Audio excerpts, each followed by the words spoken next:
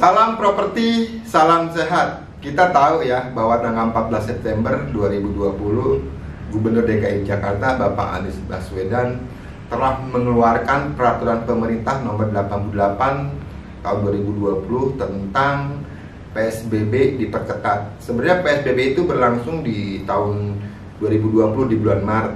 Cuma mungkin karena pandemi ini udah kelihatan menurun, makanya PSBB dilonggarkan. Nah, di bulan Agustus gejala-gejala PSBB mau diketatkan lagi karena yang terpapar virus corona ini semakin banyak dan tingkat kematian semakin tinggi. Jumlah rumah sakit yang memang khusus menangani COVID-19 ini mungkin jumlahnya terbatas. Makanya Pak Anies diskusi dengan pemerintah pusat tanggal 14 September ini, beliau mengambil keputusan bahwa PSBB kedua diperketat. PSBB kedua diperketat ini mungkin banyak sektor ya yang kena pengaruh lagi ya. Salah satunya sektor properti. Sektor properti perkantoran diperbolehkan hanya 25% dari jumlah total semua karyawannya. Jadi kalau misalnya karyawannya ada 100, cuma hanya 25 orang aja ya. Nah, saat ini kita tahu bahwa ekonomi 2 bulan sebelumnya di bulan Juni, Juli, Agustus itu udah mulai bergeliat. Roda ekonomi udah mulai berputar karena mungkin khusus DKI Jakarta masyarakatnya belum begitu paham mengenai protokol kesehatan. Karena kita lihat beberapa tempat dirazia nggak pakai masker.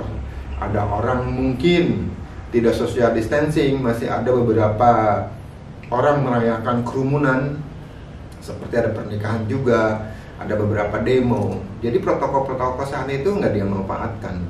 Itulah yang menyebabkan COVID-19 ini naik lagi. Saya di dalam industri broker properti sangat khawatir sebenarnya dengan keadaan ini. Karena kenapa? Kemarin kita di bulan Maret sama April kita sempat shock, sempat terdiam. Tapi di bulan Mei, Juni, Juli, Agustus kita udah mulai membaik.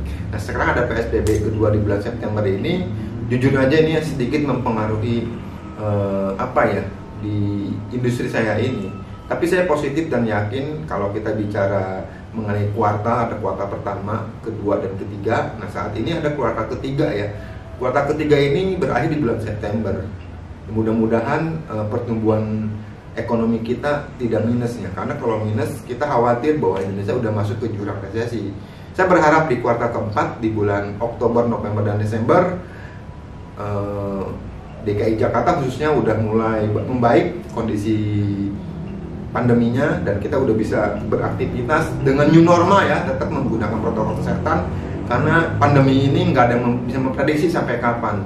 Mudah-mudahan sampai akhir tahun ini, tapi kita nggak tahu. Bisa aja sampai tahun depan, bisa aja mungkin 3, 4, 5 tahun ke depan.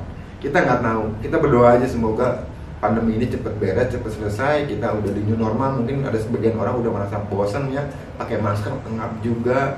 Udah beberapa kita punya anak ya, sekolah, nggak bisa sekolah di rumah aja, mungkin orang bilang bete ya, tapi memang keadaan seperti itu ya. Nah, kembali lagi ke tadi, ke masa kuartal keempat, kuartal terakhir, kita yakin semoga di kuartal terakhir ini Oktober, November, Desember properti tetap bergeliat dan teman-teman yang ada di industri ini tetap semangat ya, tetap fokus pada targetnya sampai akhir tahun. Semoga kita diberikan kemudahan dan yang paling utama semua yang melihat nonton video ini semoga juga kita diberikan kesehatan. Terima kasih, salam sehat, salam properti.